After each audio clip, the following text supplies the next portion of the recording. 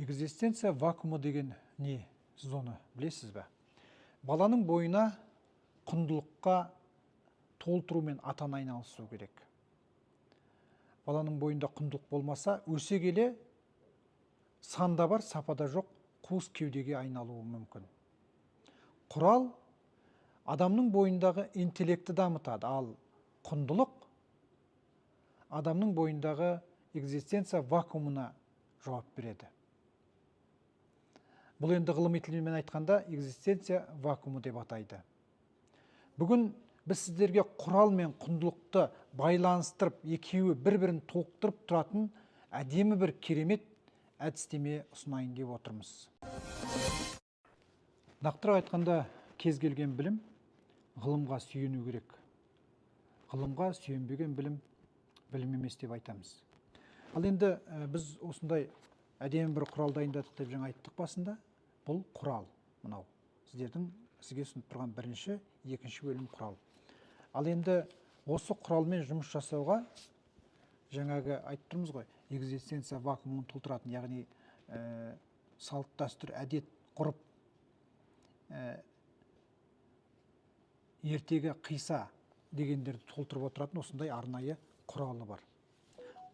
Жалпы бұл құралдың ішіндегі дүниені жалпы ата-аналар балалардың бойына сіңіруге тиіс еді. Ол кездерде біздің енді бұрыннан бері келе жатқан ата-баба салтымыз бойынша балаларды, кішкентай балаларды аталары, әжелері тәрбиелейтін, аталары, әжелері көргенімен тәрбиелейтін, білгенімен тәрбиелейтін, өзінің наным сеніммен тәрбиелейтін.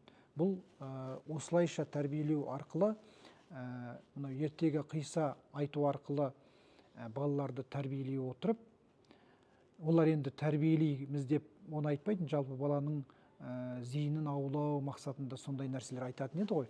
Ал қазірде өйтіп қиса айтатын, ертегі айтатын ата-әжелер қазір жоқтың қасы. Сондықтан бұл жұмыстардың бәрі бүгінгі біздің тәрбиешілеріміздің мойнына жүктелетін дүние. Ал ол кісілерге де бағыт-бағдар беріп отыратын осындай жұмыс жасауға арналған әдіс тәсілдеме керек деп ойлаймын. Сондықтан біз осыны әдейі ұсынып отырмыз енді. Енді кез келген жаңағы айттырмыз, білім ғылымға сүйену керек деп. Міне оқу-ағарту министрлігінде арнайы мектеп жасына дейінгі балаларға арналған үлгілік оқу жоспары мен үлгілік оқу бағдарламасы бар. Сол үлгілік оқу бағдарламасының ішін ашып қарап отырсаң, кереметтей енді жалпы біздің бағытта біздің балаларды ұлттық генімізбен тәрбиелеу, ұлттық кодпен тәрбиелеу мақсатында осы өзімізге арналған бағыттар бар. Ертегі айту, жаңылтпаштар айту, жұмбақтар, тақпақтар деген сияқты қазақ тіліне тән ә, ө, қ, ү, о дыбыстарын айтып үйрену және олардың орындарын табып үйрену деген сияқты бағдарламада кереметтей бағыт беріп қойған. Ал енді біз осы құралды дайындаған уақытта осы бағдарламаға сүйене отырып дайындадық. Яғни осы бағдарламаны қамтамасыз етем, осы бағдарламаны бір жылдың көлемінде үйретіп шығам деген тәрбиешіге мынау біздің қазақ тілі 5 жас оқу-танымдық кешені таптырмайтын құрал деп өзім тікелей айта аламын, сеніммен айта аламын. Өйткені біз осы бағдарламадағы барлық тапсырмаларды тек қана қазақ тіліне тән тапсырмаларды орындауға тырыстық. Одан кейін мұның соңында арнайы сөздік қор минимум бар мына жерде.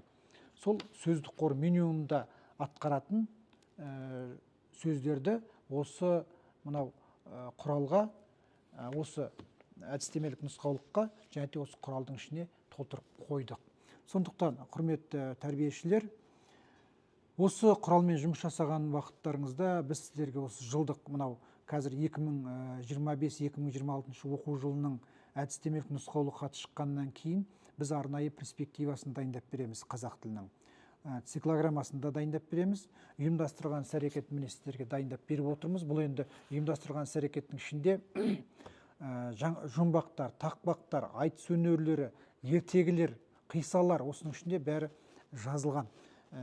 Сізге артық ізденудің қажет жоқ, тек қана осы құралды аласыздағы міне ұйымдастырған іс-әрекет жиынтығы деп тұр. Соны аласыздар дағы, ары қарата жұмыс жасап кете бересіздер. Қазақ тілі өзі 2 сағат, 5 жасар балаларға 2 сағатыңыз ол жылдық жүктемемен 72 сағат болып есептеледі. 72 сағатыңызға жететін мынандай осындай құрал бізде бар. Ешқандай артық ізденуді қажеті жоқ, артық уақыт жоғалтудың қажеті жоқ. Дайын дүниені аласыздар да, дайын жұмыс жасайсыздар. Ал енді ата-аналарға айтатын болсақ, ата-аналар, әрине ата-аналар да балалармен көбірек жұмыс жасау керек. Бағана біз айттық басында, құндылықты жалпы ата-ана баланың бойына сіңіру керек деген нәрсені айтып отырмыз. Ол расында да кез келген ата-ананың айналысатын дүниесі. Ал сол кез келген ата-ана өзінің баласының бойына құндылықты дарытамын дейтін болса, осы құралдың мынау тәрбиешілерге арналған ұйымдастырған іс-әрекет жиынтығын ата-аналар да көруге болады. Өйткені бұл тегін беріледі, электронды нұсқасы. Кез келген ата-ана алып танысуына мүмкіншілігі бар. Танысып отырып, және де балалармен жұмыс жасауға мүмкіншілігі болады. Жалпы ұсынып отқанымыз осы дүние. Алыңыздар, қолданыңыздар, бірлесіп жұмыс жасайық. Егер де қандай да бір бала тәрбиесіне байланысты ұсыныстарыңыз, тілектеріңіз болатын болса, біз қабылдауға да дайынбыз. Жақсылықтарда жүздесейік. Рахмет назарларыңызға.